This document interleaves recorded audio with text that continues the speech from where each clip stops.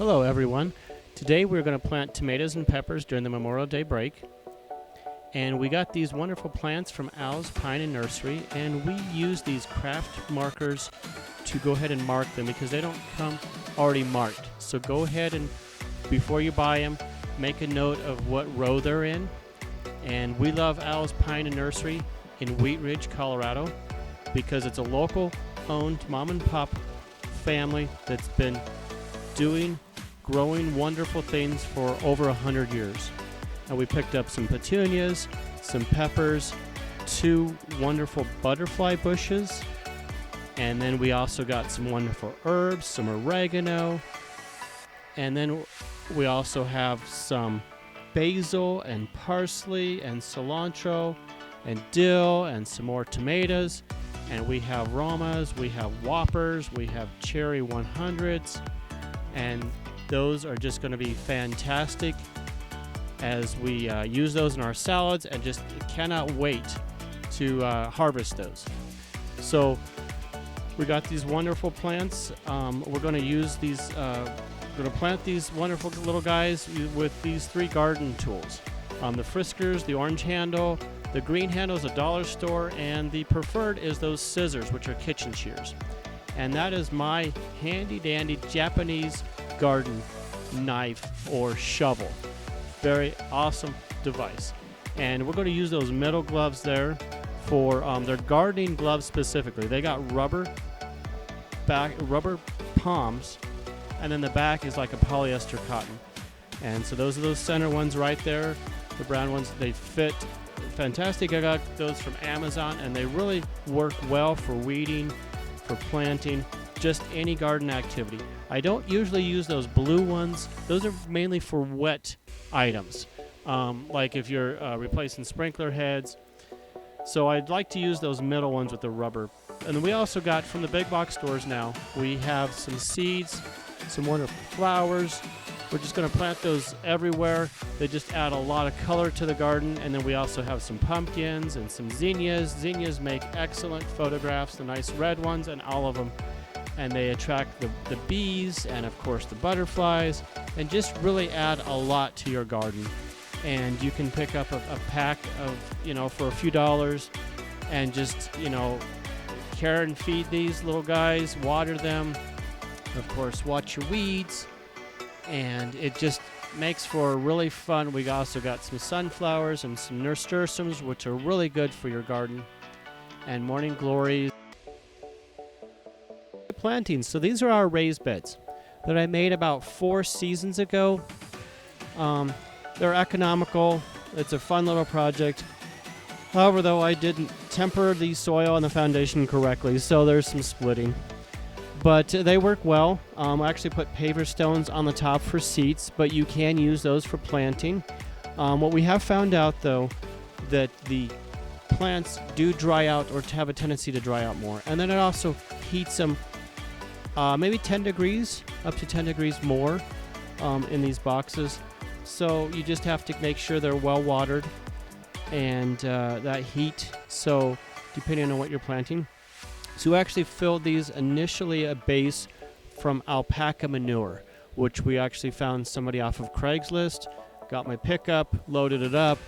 That worked well, and then we mixed it with some of our own compost.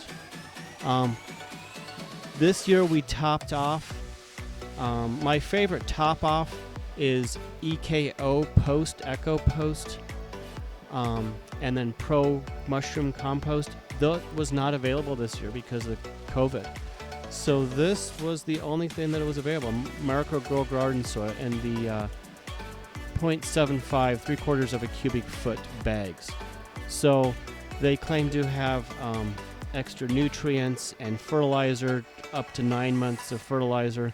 So this is the first time we're using this as a top off. Our base is primarily our compost and our alpaca manure.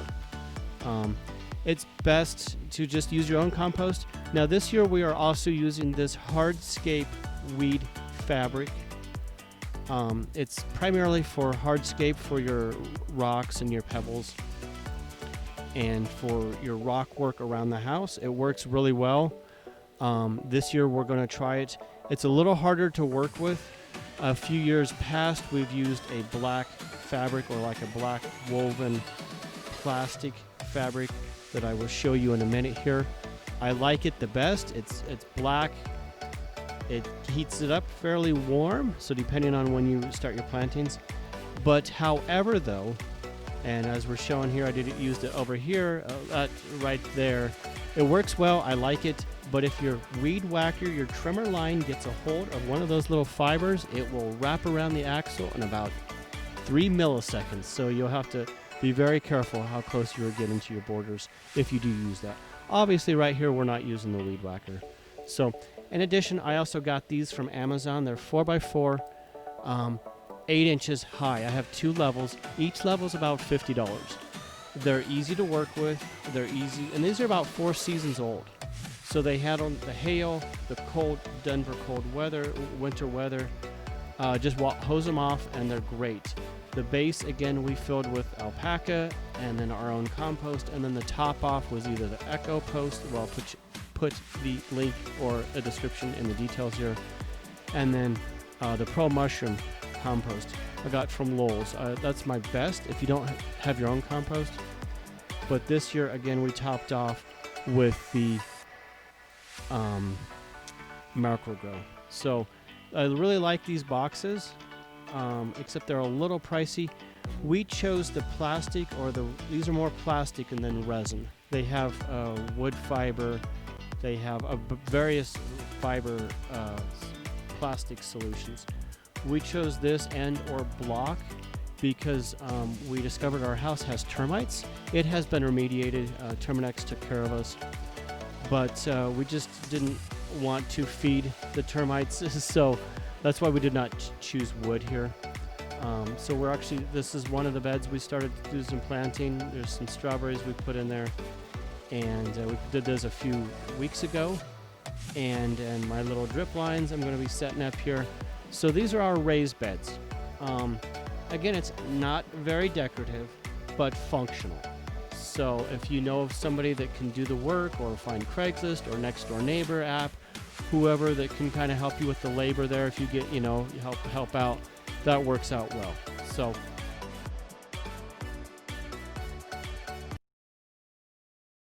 these tomatoes, we're going to use the large stakes on the right. On the left are the smaller stakes. We found that these tomatoes get actually fairly large, and so the large stakes allow them to grow. And it's best when you plant them. After you plant them, go ahead and put the stakes in. You want to do that now, not later, because what we found is the stakes give them a chance to grow, and then they can learn to grow up. So up the stakes, of course. So you can find those stakes at your local nursery or Craigslist. So this year we're actually going to transplant this watermelon. My brother-in-law grew this in his apartment in a south-facing window. He actually started it in January.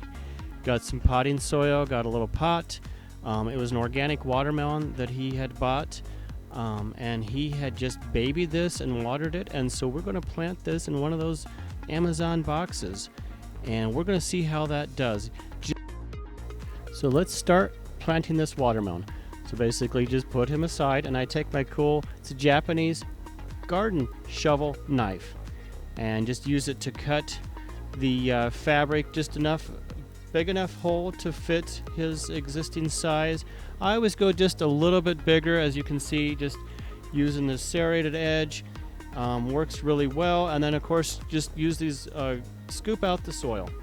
Use the gardening gloves, and they have the rubber on the fingers and the palms, and it works really well to just use God's shovel, your hands, and just want to make the hole a little bit bigger there. And that way we're going to go ahead and place the watermelon in that hole. So you just kind of have to be careful when you put the little guy on his edge there, and we want to make sure the size of the hole is big enough for the watermelon to fit, or your pot. Like I said, I always like to go a little bit bigger and then take your excess and kind of push away, and you may need to cut some more And again, that serrated Japanese gardening knife, got again Amazon, and it's about 3 to 4 seasons old, and it works really well. And it helps if your soil is already compost and it's easy to work with, but this knife will work in almost any type of soil because that serrated edge. And I'm scooping some more out here because I misjudged the size of that pot, but as you can see, just digging out some more soil just to give him, that watermelon, enough room so when you set it in there. And then of course that extra you can use to fill in other pots because that's good compost. So after we make the hole a little bit bigger here, and we're going to actually put this guy in and move our tools aside, safety first. And so we just gently, I usually like to moisten it beforehand and then just kind of sort of just squish it in any which way and plop. So, and we just gently take him and pull him over and just kind of settle him in there, and then use that extra soil that we dug out and go ahead and kind of gently push him in.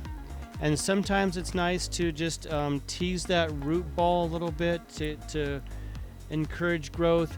In this case, we're just kind of patting him down in his new little home, and then we're taking some of that soil and we're going to put around the make sure he's got a nice little bed, and then his little vines, and then kind of put all that excess soil and give him a nice little bed so he can grow. And this is going to be the first time we tried to transplant a watermelon from seed. Again, this is about 5 months of growth here. So we placed this on the southmost facing side. We actually have a fairly shady tree, and it is just outside the shade boundary.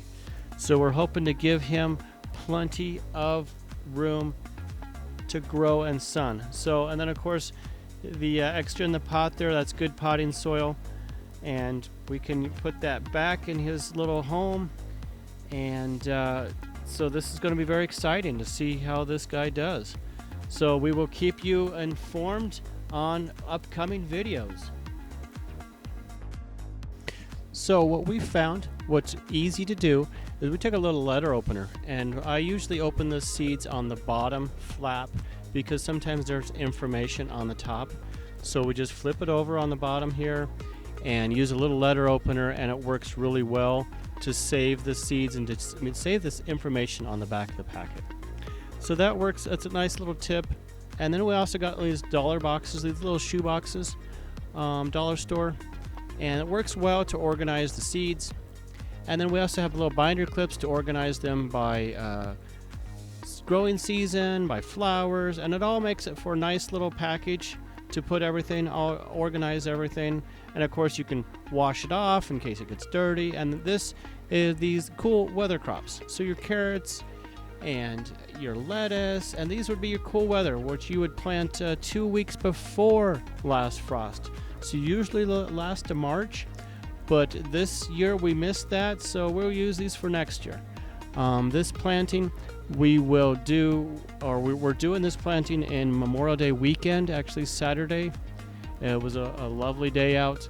So just kind of showing you how you can use this little box to put all your seeds in, and then that way it's real handy to get to. Obviously it's clear, so you can organize these by whatever you like, but the binder clips work well. You could use clothespins, you could have a little bit different organization system, but we found this nice little tip for those of you that are into gardening. Again, these boxes work well. You can organize it, and then you can put little notes in there, and of course your flowers. So again, it works well. So we found speaking of flowers here, so we're going to go ahead and put some little zinnias in these little corners here, and of course opening up with a little tip that we showed you before, and just using a little brick to hold down my little drip line. and I got some pressure compensating drip line drippers. I put the description in the details here. So I could have been smart and I could have drilled a hole underneath to hide that little drip line.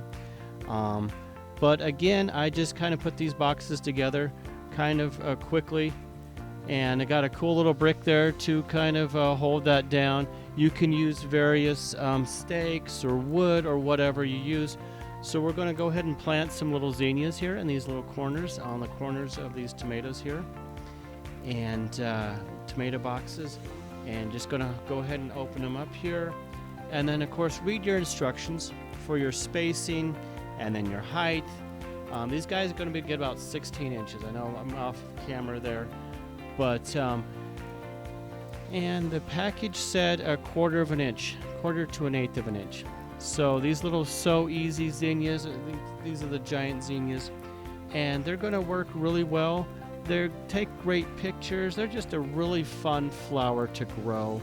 They attract the butterflies, the bees, and of course we're being careful here and opening this up just to retain the packaging for later notes.